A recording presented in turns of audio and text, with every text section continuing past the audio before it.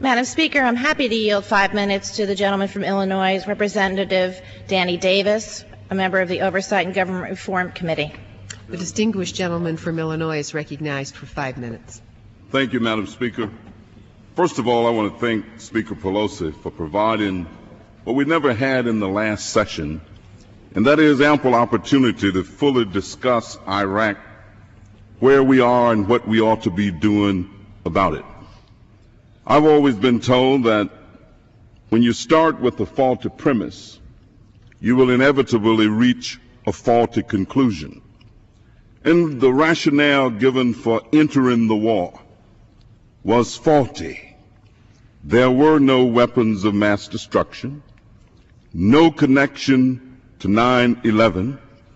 Therefore, we never should have invaded Iraq in the first place. But then after the invasion, the occupation of Iraq has been tragically mismanaged. Civilian military leadership ignored the advice of senior commanders on requirements for preventing chaos in the aftermath of the invasion.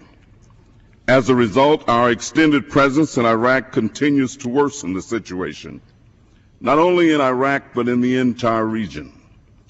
Terrorist incidents continue to flare up around the world, from England to Spain, from Indonesia to Jordan. Chaos and intolerance in the form of civil war now have secured a deadly grip on Iraq. The policy of escalation has failed and failed again to loosen that horrendous grip.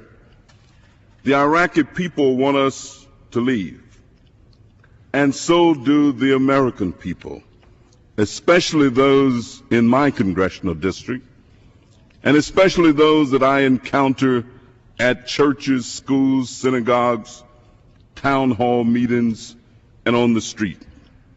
Madam Speaker, democracy and self-government cannot be imposed on Iraq by any foreign power, including us, the United States of America. Our troops have done everything we have asked of them, even when we have failed to equip and protect them.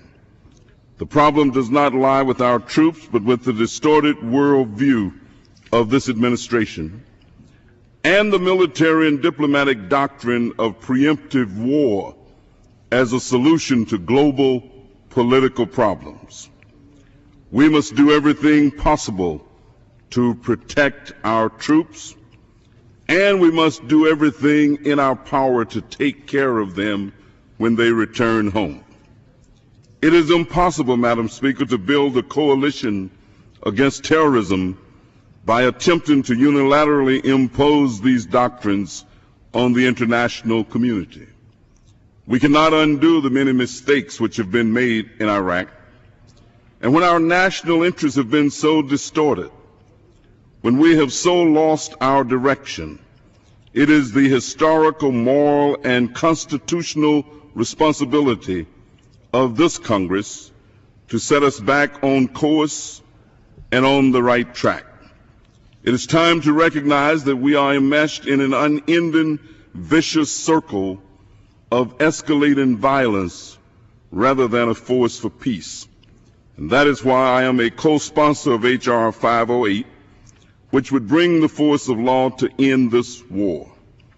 Today we have before us a non-binding resolution, most likely insufficient to end the occupation, but it can help to move us in the right direction and set us on the right path.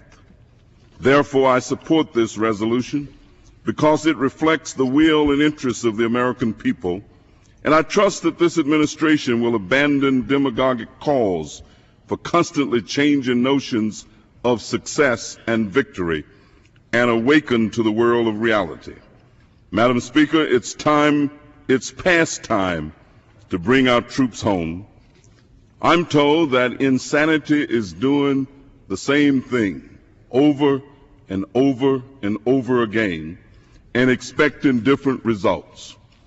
This resolution sets us on the right course, gives us the right direction.